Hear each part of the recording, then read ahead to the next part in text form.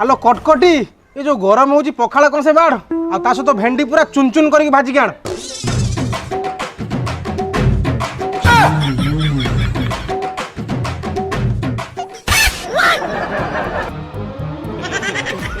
शशुर झील मत आनी कंचा भेंडी देचु अब तो बोपा कौन तो भेंडी भजा शिखेनी ठीक बुझिल खरा दिने सूर्य अधिक गरम तमें होच। चुप मत 5 मिनट भितर भजा भाजी के दे। 5 मिनिट 5 सेकेंड रुह।